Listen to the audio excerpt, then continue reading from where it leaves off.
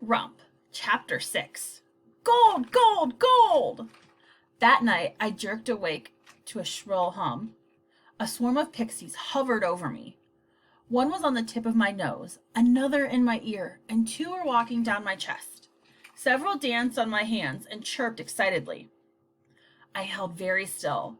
I didn't want another attack like in the woods. If I only had a set of bucket and dirt by my bed. They tugged at my fingers, and with their combined efforts, I felt an actual pull to get up. It was still dark. Only a faint glow of moonlight spilled through the window, illuminating my bed and the spinning wheel. Across the room, Gran's snores were deep and even, undisturbed by the chattering and screeching of the pixies. Suddenly, they were right in my ears. Their shrieks and chirps went straight to the center of my brain and shook in my skull. They were saying something.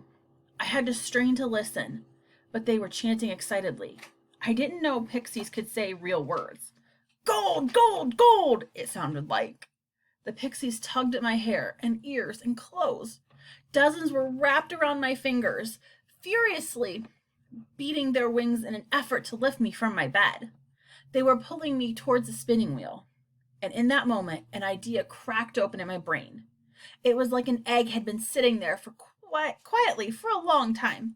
And suddenly, the egg hatched, and out came an idea. And it was flying all around my brain and would not stop flapping and chirping until it was let out. I had to let it out. What if pixies couldn't just sense gold inside the mountain? What if they could also sense it in a person, in someone who might possess the magic to take one thing, a piece of fluff or wool or straw, and turn it into gold, gold, gold? I rose from my bed and moved toward the spinning wheel. The pixies squeaked and flitted back and forth between me and the wheel. I placed my hands on the wheel and felt a vibration run through me. It spun in my hand and listened to it whirring as if it had something to say that I needed to hear. Destiny.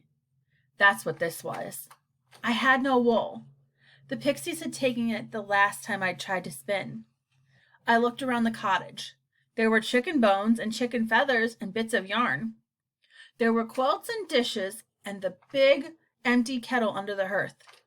I looked down at my feet. Destiny. It's right under your feet. Just dirt and straw, I said out loud.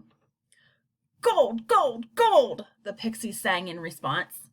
I gathered the straw from the ground until I'd had a handful. I sat at the wheel. A few pixies fluttered around my hands and the straw and the bobbin. Gold, gold, gold! I fed the straw into the wheel. Whir, whir, whir. I spun the straw. My breath caught in my chest. I stopped, unable to believe what I was seeing. In my hand were bits of straw, but around the bobbin were glowing, shimmering threads. I brushed my fingers over the threads, smooth and warm. Gold. I had just spun straw into gold. I let my breath out and my whole chest swelled. Straw. More straw. I scrounged around for more straw on the ground and the little bits I could pick up. I fed them through the wheel. More gold. I ripped open my mattress and pulled out the straw. Who needed a straw mattress when you could sleep on gold? I laughed and chanted rhymes as I spun. One gold thread will buy me bread. A pile of thread makes a crown for my head. Whir, whir, whir.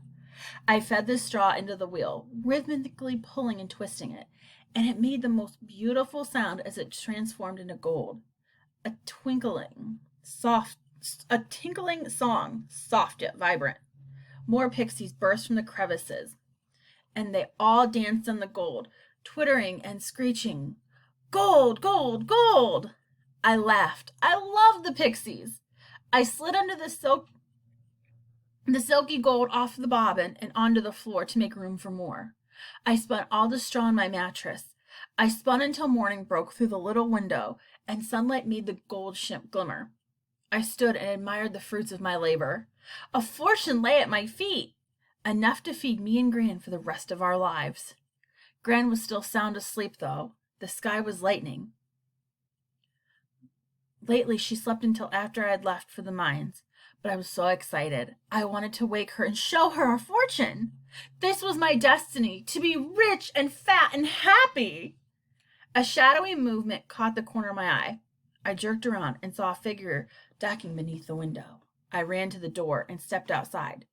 Two people were running down the street. Against the rising sun, they were just two black shapes, and I know who those hulking outlines were. Frederick and Bruno. I started to shake. All the excitement drained from me. I didn't care why they had come here or what trick they'd been wanting to play. I was only worried about one thing. Had they seen the gold?